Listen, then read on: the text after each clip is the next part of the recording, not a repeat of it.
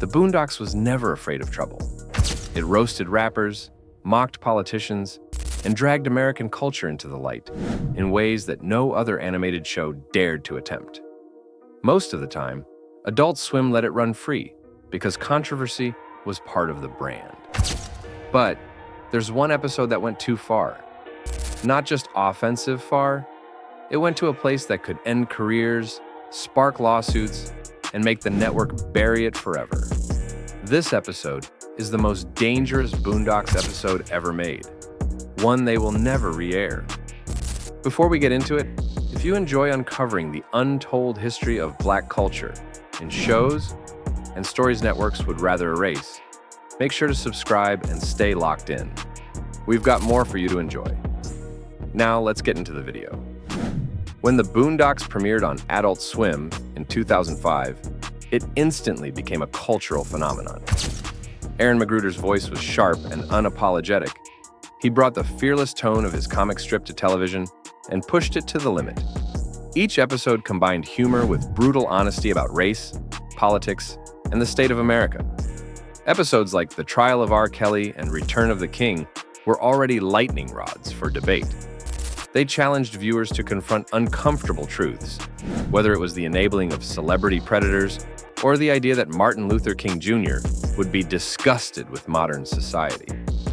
The show lived on controversy, but these stories still felt manageable for the network.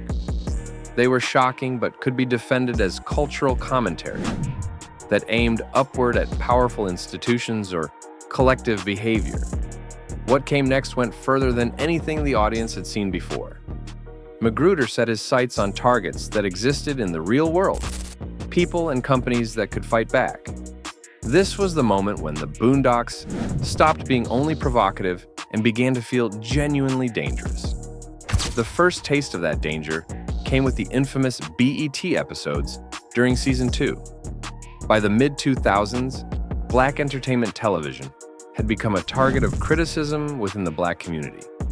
Many saw it as a network that once had potential, but had fallen into promoting music videos, reality shows, and content that glorified ignorance and stereotypes.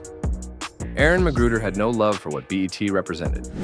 He believed the network was not just failing the culture, but actively harming it. This frustration led to 2 episodes. The first was The Hunger Strike, where Huey Freeman launches a protest against BET. The show portrayed the network as a cartoonishly evil corporation that viewed the downfall of Black America as a business plan. McGruder went a step further by creating characters that were unmistakable parodies of real BET executives. Deborah Leavell mirrored CEO Deborah Lee. Wedgie Rudlin mirrored Reggie Hudlin, who had served as the network's president. The implication was blunt. BET was not just bad television. It was an intentional attack on Black progress. The follow-up, The Uncle Ruckus reality show, pushed the joke further. BET gives the self-hating Uncle Ruckus his own reality show. The satire landed hard because it suggested the network would gladly exploit Black pain and self-destruction if it meant higher ratings. For Adult Swim, this was a nightmare. Satire is protected speech, but the legal risk was real. They were not just lampooning a concept.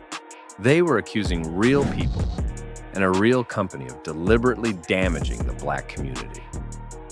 In 2008, when Season 2 rolled out, these episodes never aired in the United States.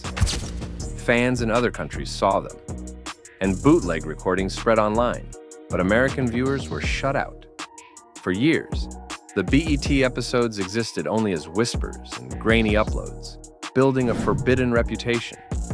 They finally aired in the United States during a special marathon in 2020, more than a decade later. Their return was brief, and they remain largely absent from regular streaming. But their mythos is cemented.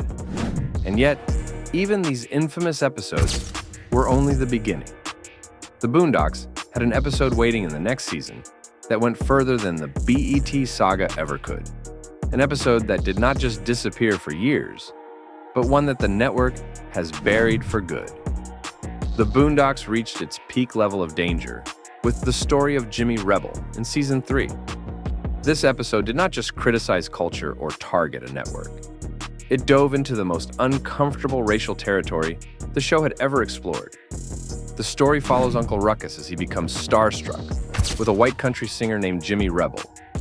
Rebel's music is blatantly racially biased, celebrating hate against black people without any filter. Ruckus idolizes him and travels to meet his hero. The two bond over their shared contempt for blackness, and the episode sinks into a raw depiction of racially biased ideology.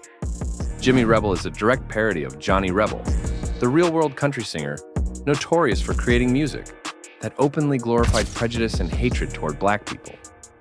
In the episode, the songs are unapologetic in their hatred, and the way Ruckus embraces them can leave viewers trapped in discomfort. The parody feels too real, as if it could exist in the world outside the show, and that authenticity makes the satire even more disturbing. The plot unfolds with Ruckus joining Jimmy Rebel to record an album at his label, where the staff are uneasy about letting a black man work alongside their star. They press forward, and eventually the two perform together in the same venue where Jimmy Rebel first started his career. The performance collapses into chaos when the audience boos both of them off stage and a fight breaks out. Ruckus flees home in humiliation, only for Jimmy Rebel to follow him. Jimmy tries to redirect their music toward lighter topics like friends, beer, and good times. But the episode ends with the two singing a new hateful song about Mexicans, showing that neither has learned or changed. There is no moral redemption, no moment of reflection, and no sign that Ruckus faces any actual consequence for embracing hatred. The ugliness is allowed to sit with the audience, unbroken and unsoftened. The episode is also rich with continuity and cultural references that heighten its impact. Inside Ruckus's home, the walls are lined with Confederate flags, biased memorabilia, and a framed photo of a Ku Klux Klan member, details that were also seen in the earlier episodes, such as "It's a Black President, Huey Freeman." Ruckus briefly renames himself Toby when meeting Jimmy Rebel, a nod to the book and miniseries Roots, where Kunta Kinte is renamed Toby by his slave master. The two watch Amistad together, laughing at the whipping scenes, and they ride in a limousine styled like the Dukes of Hazzard's General Lee. Signs referencing segregationist Governor George Wallace and a freeway named for Robert E. Lee appear in the background. Even the fictional Jimmy Rebel albums mirror Johnny Rebel's notorious discography, featuring satirical titles that echo his original hateful songs. Each reference reinforces the episode's full immersion into a world built on prejudice and musical hatred. The Boondocks was always fearless, but the story of Jimmy Rebel became untouchable for reasons that went further than any controversy the show had faced before. The first reason was the rawness of its racial satire. This was satire by immersion, forcing viewers to sit in the unrelieved weight of bigotry without a comedic escape. The second reason was the absence of a legal shield. The BET episodes carried the risk of lawsuits from real executives, but Jimmy Rebel risked unfiltered public outrage. Any clip could leave its satirical context, spread online, and make it appear as if Adult Swim had broadcast authentic, hateful propaganda.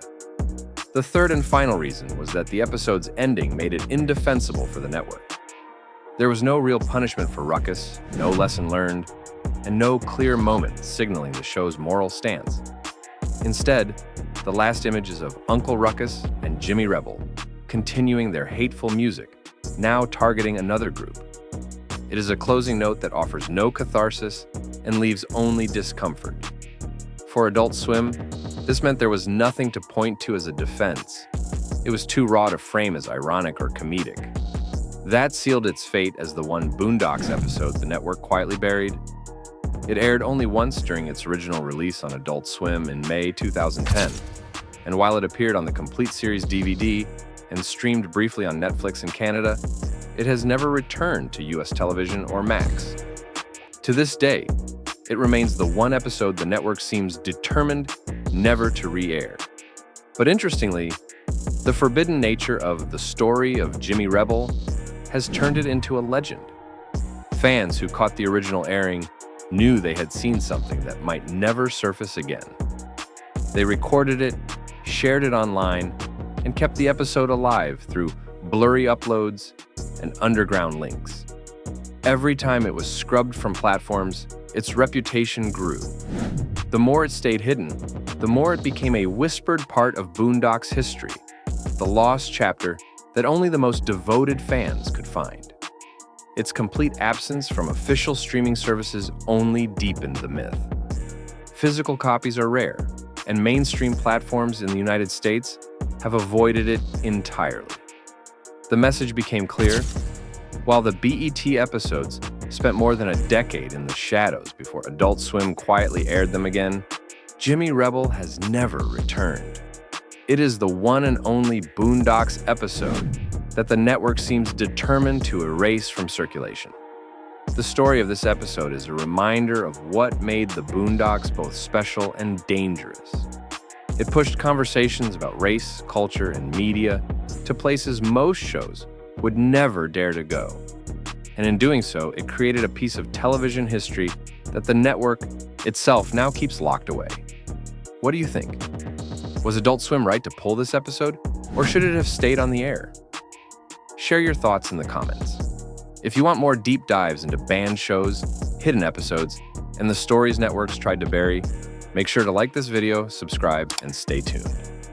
The stories they do not want you to see are often the ones that matter the most. See you next time.